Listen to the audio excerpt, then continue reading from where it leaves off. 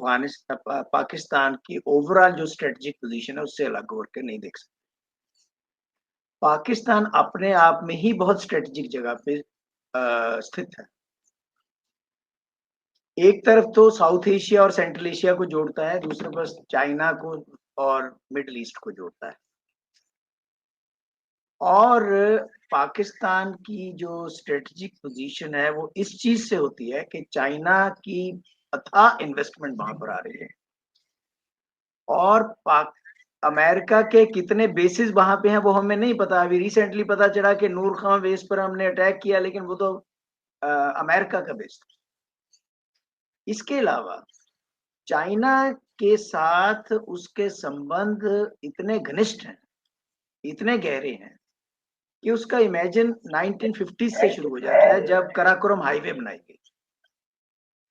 Karakoram highway जो कि friendship highway बनाई गई, all weather road, it was for the defence purposes, और वो कश्मीर में से होकर के गुजरती, जो ओवरऑल सारा कश्मीर है, जिसमें जो कश्मीर उनके कब्जे में। उसके बाद सी पैक है 3000 किलोमीटर। जो कराकोरम हाईवे थी वो कासगढ़ से हसन अब्दाल तक थी, उसको बढ़ा करके आप ग्वादर तक ले गए। दूसरा इतना बड़ा प्रोजेक्ट है, उसमें 3 है, रेलवे नेटवर्क भी है, पाइपलाइंस भी हैं और हाईवेज भी, जो सी पैक है। और सारी इन्वेस्टमेंट किसकी है? चाइना की है।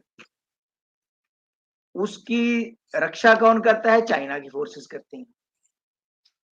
उसके बाद BRI आ गया, बॉर्डर रोड इनिशिएटिव।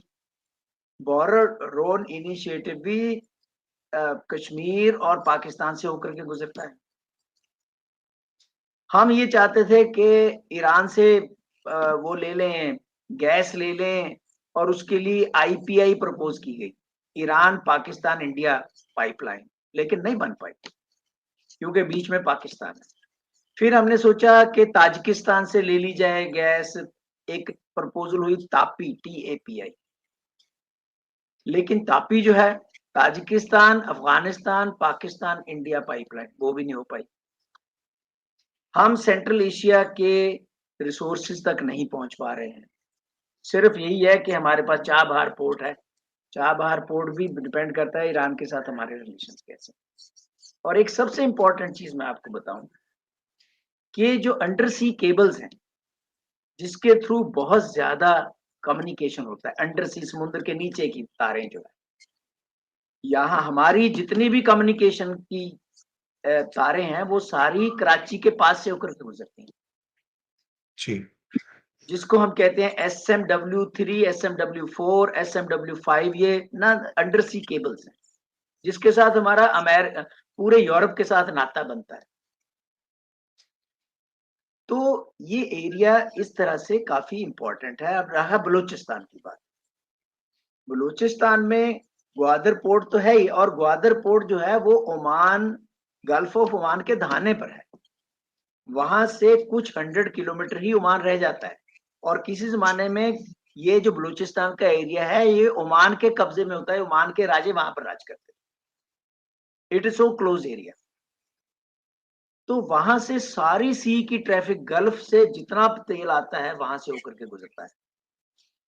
तो आप किसी भी समय उसको कंट्रोल कर सकते हैं, या चाइना जो है वहां पर कंट्रोल कर सकता है सी ट्रैफिक को।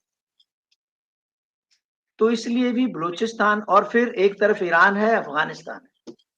हमने पाकिस्तान के बैकयार्ड में अफगानिस्तान से दोस्ती करके एक अपने लिए एक रास्ता चुना कि भी पाकिस्तान को पीछे से भी हम लपेट सकते हैं। लेकिन तालिबान के आने के बाद वो भी खत्म हो गया। हमने बहुत सारी इन्वेस्टमेंट अफगानिस्तान में यही सोच करके की कि वहां पर ऐसा करेंगे, लेकिन नहीं हो पाया। तो ये सब चीजें अगर हम देखें तो वोरा साहब, ये जो इलाका है बलूचिस्तान का, ये बहुत ही इंपॉर्टेंट इलाका है। हालांकि स्पार्सली पॉपुलेटेड है जैसे आपने कहा, लेकिन लार्जेस्ट ज्योग्राफिकल एरिया है पाकिस्तान का। तो और वहां पर दिन ब दिन चाइना के इंटरेस्ट जो है वो बढ़ते जा रहे हैं। और चाइना, समझ लो ये समझे, चाइना अपनी सॉवरेंटी की जितनी रक्षा करेगा उतनी ही पाकिस्तान की सॉवरेंटी की भी रक्षा करेगा। वो इस बार हमारा जो छोटा सा ये स्कर्मिश हुई है, एयर कॉन्फ्लिक्ट हुआ है थोड़ा सा, उसमें हमने देख भी लिया है कि किस हद तक चाइना के सैटेलाइट सिस्टम ने किस तरह से पाकिस्तान की मदद की। जी।